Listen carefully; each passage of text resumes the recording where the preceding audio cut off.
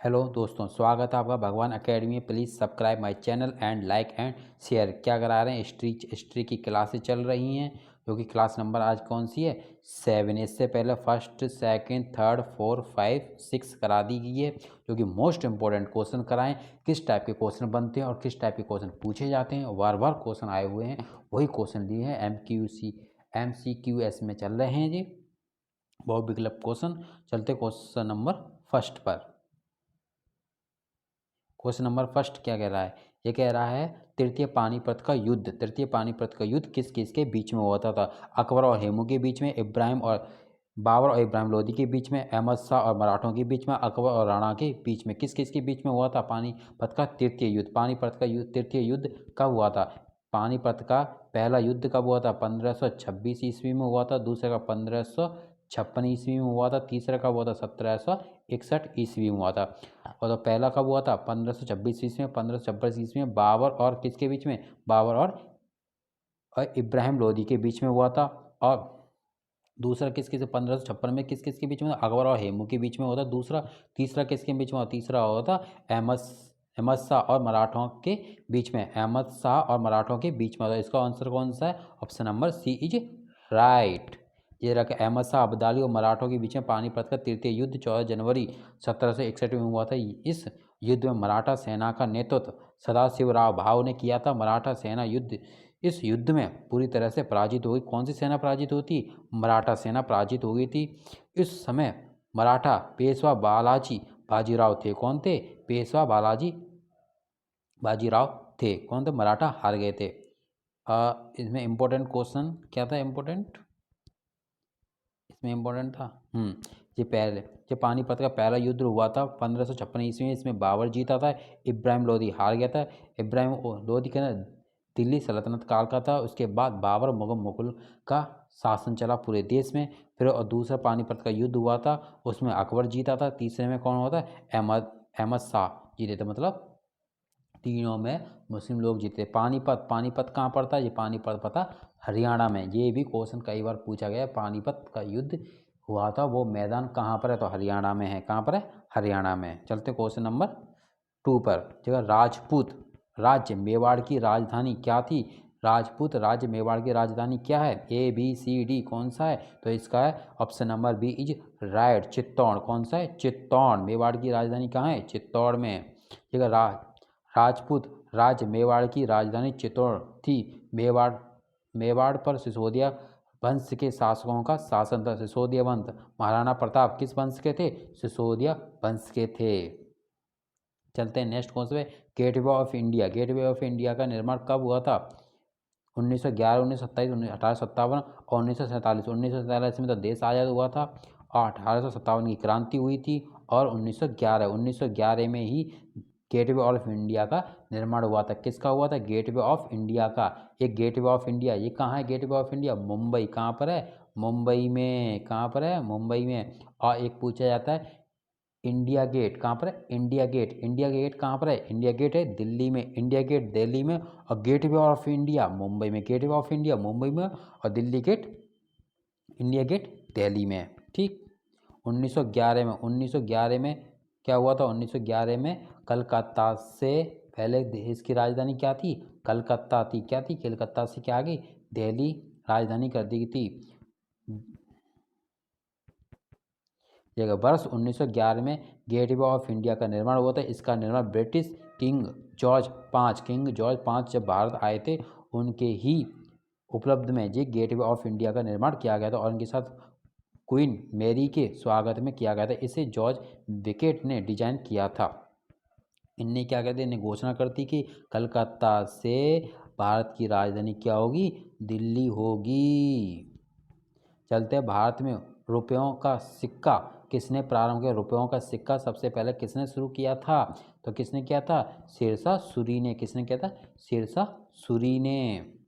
जो मुद्रा टंका के इतिहास में शेरशाह का महत्वपूर्ण स्थान है। चांदी के रुपयों का प्रचलन सर्वप्रथम शेरशाह ने किया था। शेरशाह का रुपया शुद्ध चांदी एवं मानक मुद्रा का था। शेरशाह सूरी का शासनकाल भारतीय मुद्राओं के इतिहास में एक प्रशिक्षण का काल था। ठीक। ये कहना है सबसे लंबे समय तक शासन किसने किया था? सबसे लंबे समय अकबर, शाहजहां, जहांगीर, बाबर। किसने किया था सबसे लंबे समय तक? सबसे लंबे समय तक किया था अकबर ने किया था 1556 से लेकर 1556 से लेकर 1605 ईस्वी तक किया था। ये रखा अकबर का कितना रखा? 1556 से लेकर 1505 में लगभग 51 साल के लगभग किया था। इनने किया गया था बाबर ने 4 साल तक, और शाहजहां ने किया था 30 साल के लगभग, और जहांगीर ने किया था 25 साल तक। तो सबसे ज़्यादा किसने किया है? किसने किया? अकबर ने 51 साल। चलते हैं नेक्स्ट कॉन्सेप्ट है। ये इसमें मोस्ट इम्पोर्टेंट क्वेश्चन है, ये पूछा जाता है। इसमें क्या शाहजहां का काल कब तक था? 1628 से लेकर 1658। तो अकबर का तो मोस्ट इम्पोर्टेंट पूछा जाता है। कब पूछा था? 1556 से लेकर 1556 से लेकर 1605 ही। तो बाबर का पूछा जाता है मोस्ट इम्पोर्टेंट, क्योंकि बाबर ने ही इब्राहिम लोदी को पानीपत के प्रथम युद्ध में 1556 में हराया था। इसके बाद ही मुगल या डेंसिटी चालू हुई थी पूरे भारत में। ठीक, तो मोस्ट इम्पोर्टेंट है, आप लेसन लर्न कर लें। क्वेश्चन नंबर 6, मुगल काल में किस बंदरगाह को बाबुल का मक्का कहा था? बाबुल का मक्का किसको कहा था? मुगल काल में। किसमें? मुगल काल में। किसे कहा था? सूरत को। किसे कहा था? सूरत को। सूरत कहाँ पड़ता है? गुजरात। कहाँ पड़ता है? गुजरात। मोदी जी का घर गुजरात। ठीक, मुगल काल में सूरत एक प्रमुख बंदरगाह था। मुगलों के अधिकांश व्यापार इसी बंदरगाह से होते थे, इसीलिए इसको बाबुल का मक्का कहा जाता है। मक्का की यात्रा भी इसी बंदरगाह से अधिक की जाती थी। चलते हैं, निम्नलिखित भवनों में से कौन सा फतेहपुर सीकरी में नहीं है? फतेहपुर सीकरी का निर्माण किसने करवाया था? फतेहपुर सीकरी का निर्माण अकबर ने करवाया था। किसने करवाया था? अकबर ने। तो फतेहपुर सीकरी में कहा है? बुलंद दरवाजा है, जामा मस्जिद है, नगीना मस्जिद नहीं है। नगीना मस्जिद क्या है? पंचमहल है। पंचमहल देखेंगे तो अलग से टिकट लगती है। जब फतेहपुर की अलग से लगती है, और जामा मस्जिद की अलग से टिकट लगती है। ठीक है, तो नगीना मस्जिद नहीं। तो इसका आंसर कौन सा हो गया? Option number C is right. नहीं पूछिए ना इसलिए। ये आगे, अकबर द्वारा आगरा के समीप फतेहपुर सीकरी में बुलंद दरवाजा, जामा मस्जिद ए पंचम महल का निर्माण किया था, जबकि नगीना मस्जिद का निर्माण शाहजहां ने किया था। किसने कहा था? शाहजहां ने किया था। क्वेश्चन नंबर कौन से पर? क्वेश्चन नंबर 8 किस? क्वेश्चन नंबर 8, जयपुर के राजा सवाई जयसिंह ने जंतर मंतर कहाँ नहीं बनवाए थे? जयपुर के राजा कौन से? सवाई सिंह ने जंतर मंतर कहाँ नहीं बनवाया? जंतर मंतर आपको तो पता ही होगा, एक जंतर मंतर तो दिल्ली में है। ये तो अब बहुत फेमस है। हर मोमेंट या आंदोलन कहाँ पर होता है? दिल्ली के जंतर मंतर में। ये तो पता ही होगा। तो आप, जयपुर के राजा जय सिंह ने जंतर मंतर कहाँ नहीं बनवाया? पूछ रहा कहाँ नहीं बनवाया? तो दिल्ली में तो है, आपको पता है दिल्ली में है, उज्जैन में भी है, जयपुर में भी है, और मथुरा में भी है, और वाराणसी में 5 बनवाए थे, पर कोलकाता में नहीं बनवाया था। इसका ऑप्शन सी इज राइट। तो ये क्या है? सवाई जयसिंह का महल। तो जयपुर के राजा सवाई जयसिंह ने 5 स्थानों पर जंतर मंतर नाम से वेधशाला का निर्माण करवाया था। दिल्ली, उज्जैन, जयपुर, मथुरा तथा वाराणसी, लेकिन कोलकाता में नहीं करवाया था। ठीक, चलते हैं नेक्स्ट क्वेश्चन पर। क्वेश्चन नंबर 9, निम्नलिखित में से कौन सा जोड़ा सही नहीं है? तो बैरम खां अकबर के शासन काल में था। अकबर का संरक्षक था बैरम खां। और जसवंत सिंह औरंगजेब के काल में था। अमीर खुसरो जहांगीर के काल में था। अमीर खुसरो जहांगीर के काल में नहीं था। तो इसका आंसर कौन सा है? सी, अंबर मलिक हुमायूं के काल में था। ये कभी पूछे जाते हैं। और अमीर खुसरो किसके काल में था? जहांगीर के काल में नहीं था, तो अलाउद्दीन खिलजी के काल में था। मोस्ट इंपोर्टेंट कौन सा है? अमीर खुसरो किसके काल में था? अलाउद्दीन के काल में था। किसके? अलाउद्दीन के काल के दरबारी कविते और तारीख अलाई ए अन्य कई पुस्तकों की रचना की थी। ये जहांगीर से किसी भी प्रकार से संबंधित नहीं थे। अमीर खुसरो का जन्म कहाँ हुआ था? यूपी में। कहाँ पर हुआ था? यूपी में। चलते क्वेश्चन नंबर 10 पर, भारत तक समुद्री मार्ग की खोज किसने की थी? समुद्री मार्ग की खोज किसने की थी? तो किसने की थी? वास्को डिगामा ने। किसने कहा था? वास्को डिगामा ने। वास्को डिगामा ने की थी। कब आया था वास्को डिगामा? 1498 में। कब आया था? 1498। वास्को डिगामा किस कंट्री का था, किस देश का था? तो ये था पुर्तगाली। कौन सा था? पुर्तगाली। तो भारत तक समुद्री मार्ग की खोज किसने की थी? पुर्तगालियों ने की थी। पुर्तगाली कौन था आया था सबसे पहले? वास्को डिगामा आया था। कब आया था? 1498 में आया था। कहाँ पर आया था? केरल के तट पर आया था। ये भारत तक समुद्री मार्ग की खोज वास्को डिगामा द्वारा की गई थी, जो कि एक पुर्तगाली था। ये यहाँ से चला, ये चलते चलते चलते चलते कहाँ पहुँच गया? यहाँ पहुँच गया भारत के दक्षिण में, केरल में। कैसे? केरल में। ये 1498 वास्को डिगामा ये लिख रहा है इसमें।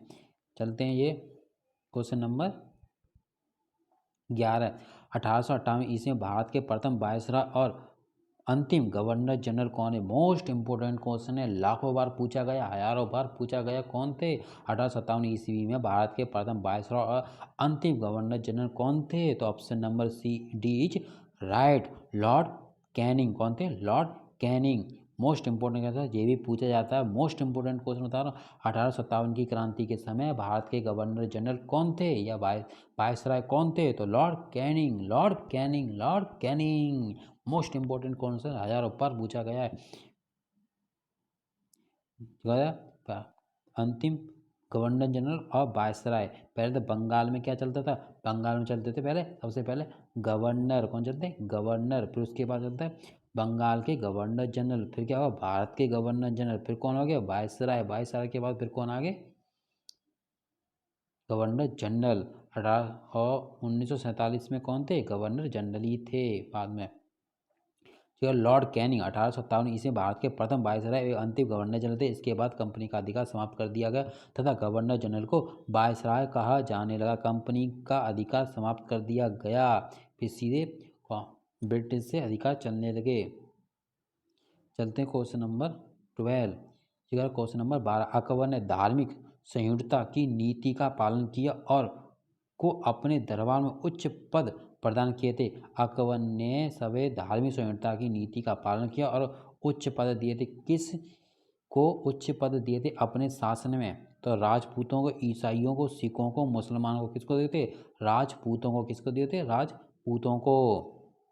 अकबर ने धार्मिक संहिता की नीति का पालन किया और राजपूतों को अपने दरबार में उच्च पद प्रदान किया। आमेर के शासक भगवान दास और मानसिंह शाही सेवा में शामिल थे। अकबर ने राजा मानसिंह को 7,000 मनसबदार का पद दिया और राजा टोडरमल और राजा बीरबल को भी शाह में शामिल किया था। राजा बीरबल का नाम क्या था? राजा बीरबल का रियल नाम क्या था? तो महेश दास। क्या था? महेश दास। बार बार कई बार पूछा गया, महेश दास नाम था बीरबल का। बीरबल कहाँ के थे? तो मध्य प्रदेश के थे, ग्वालियर के। ठीक। जगह मोती मस्जिद एक पर्ल मस्जिद। कौन सी मोती? मोती मस्जिद, जिसे पर्ल मस्जिद। किले की सबसे सुंदर रचना किसने, कहाँ पर है जी? मतलब मोती मस्जिद कहाँ पर? आगरा में, गोलकुंडा में, लाल किले में, क्या आमेर में? मोती मस्जिद कहाँ पर है जी? तो ये मोती मस्जिद है लाल किले में। कहाँ पर है लाल किले में? दिल्ली के लाल किले में। मोती मस्जिद का निर्माण किसने करवाया था? मोती मस्जिद का निर्माण करवाया था किसने? औरंगजेब ने। किसने कहा था? औरंगजेब। मोती मस्जिद आता है, एक जामा मस्जिद आती है। कौन सी आती है? जामा मस्जिद। कौन सी आती है? जामा मस्जिद। एक जामा मस्जिद है, एक मोती मस्जिद है। एक जामा मस्जिद है, एक मोती मस्जिद है। मोती मस्जिद भी कहाँ है? दिल्ली के लाल किले में। जामा मस्जिद भी दिल्ली के लाल किले में, दोनों पर। जामा मस्जिद किसने बनाई थी? जामा मस्जिद बनाई थी शाहजहां ने। और मोती मस्जिद किसने बनाई थी? औरंगजेब ने। मोती मस्जिद किसने बनाई थी? औरंगजेब ने। और जामा मस्जिद किसने बनाई थी? शाहजहां ने। पर दोनों मस्जिद कहाँ पर है?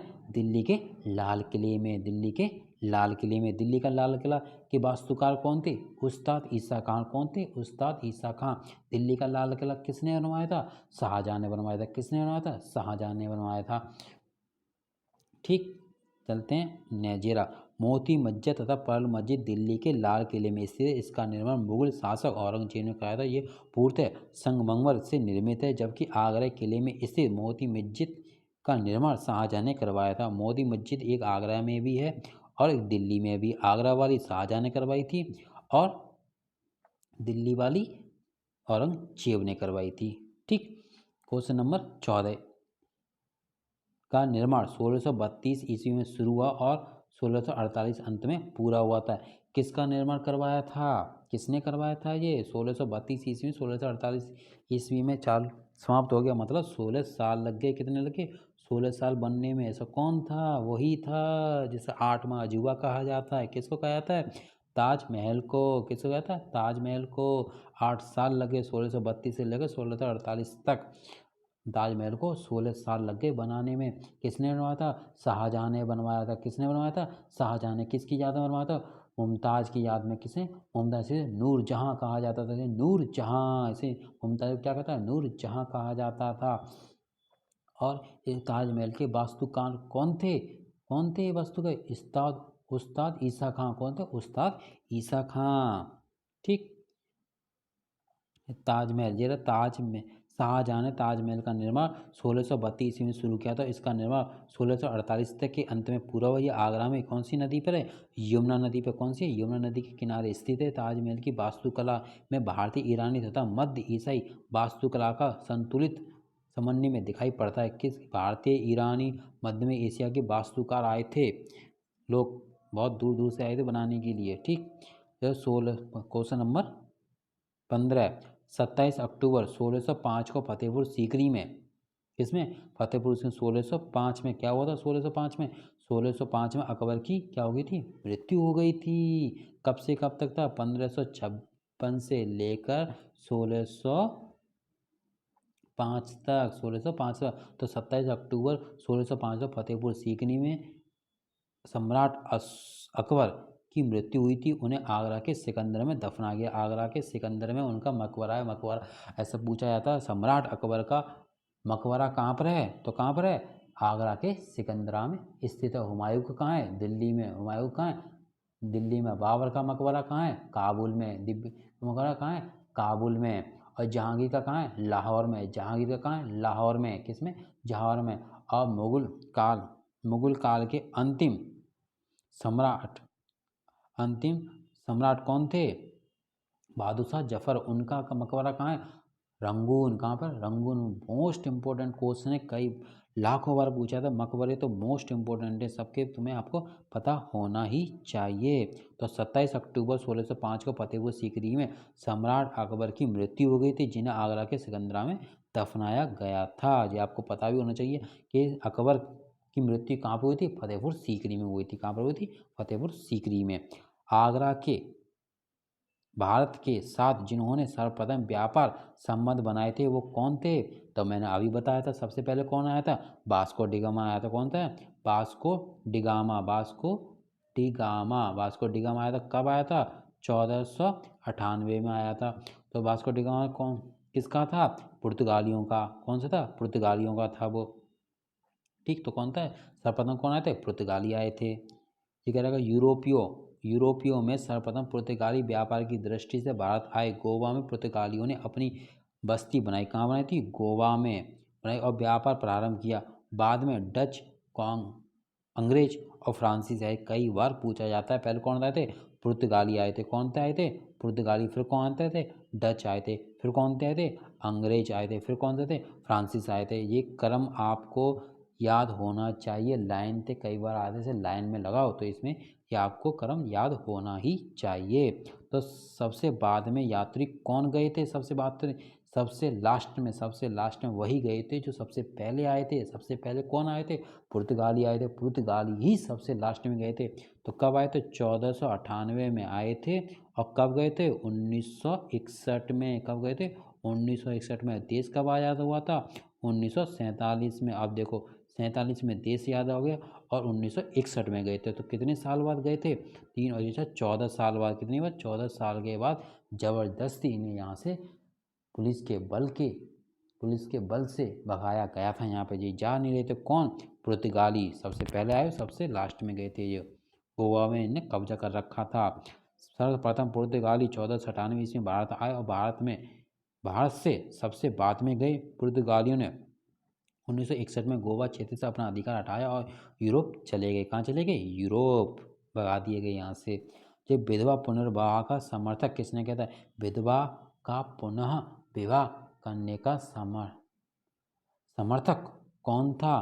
तो वही थे सबके नेक इंसान सोचते हैं सबके बारे में। कौन थे? ईश्वर।